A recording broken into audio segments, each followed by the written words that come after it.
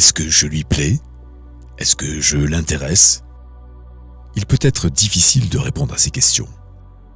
Certaines personnes sont très directes concernant leurs sentiments et désirs, alors que d'autres expriment une multitude de signaux flous qui portent à confusion.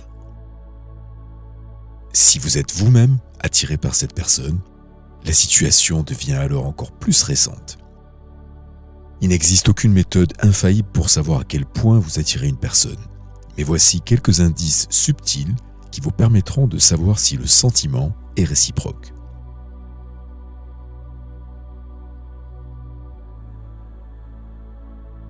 Le miroir.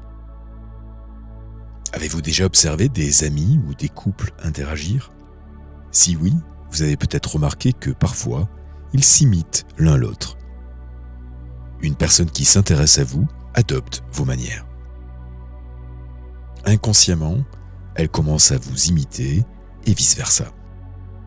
Elle peut par exemple changer inconsciemment la position de ses jambes pour s'asseoir comme vous, sourire lorsque vous souriez, regarder dans la même direction que vous, ou encore ralentir ses pas pour suivre votre allure. Le mimétisme ou la cognition corporelle est un moyen efficace pour savoir si quelqu'un s'intéresse à vous. Le contact visuel. Lorsqu'une personne s'intéresse à vous, elle essaie d'établir une intimité avec vous en maintenant un contact visuel. Si quelqu'un vous fixe du regard ou même simplement vous lance un coup d'œil discret, il y a de fortes chances qu'elle soit intéressée par vous. Les hommes et les femmes ont tendance à regarder intensément pendant 2 ou 3 secondes les personnes qui les attirent avant de baisser les yeux et de regarder rapidement ailleurs. Le contact visuel mutuel augmente l'attraction entre les partenaires et les sentiments d'amour. Les pupilles dilatées. Il est possible de savoir si vous plaisez à quelqu'un en observant les yeux. Dans le contexte de l'attraction, des pupilles dilatées signifient que l'autre personne est intéressée. Lors des premiers stades de l'attirance, le cerveau envoie de la dopamine et de l'ocytocine, ce qui provoque la dilatation des pupilles. Donc, si une personne vous regarde avec des pupilles dilatées, c'est un signal fort qu'elle vous désire et qu'elle cherche à établir un rapport de séduction avec vous. Le toucher léger. Les gens utilisent le toucher pour entrer en contact avec les autres, et c'est la raison qui pousse une personne attirée par vous à se comporter de la sorte. Si vous discutez avec une personne et qu'elle ne peut pas s'empêcher de vous effleurer le bras ou la main, c'est comme si un panneau lumineux clignotait au-dessus de leur tête et disait « Tu me plais beaucoup ». Le toucher et sa réaction servent d'indicateur de ce que vous pouvez ressentir en présence de cette personne. La bougeotte. Est-ce qu'elle joue avec ses cheveux ou tripote ses vêtements en votre présence? Les gens adoptent certains tics lorsqu'ils sont nerveux, mais aussi lorsqu'ils s'intéressent à quelqu'un. Ce comportement est très probablement utilisé comme un mécanisme d'adaptation à l'anxiété, mais il est également présent lors des premiers stades de l'attirance. Le fait de gigoter lors du premier rendez-vous est tout à fait normal, car cela signifie que la personne est intéressée, excitée ou nerveuse. Se pencher vers vous.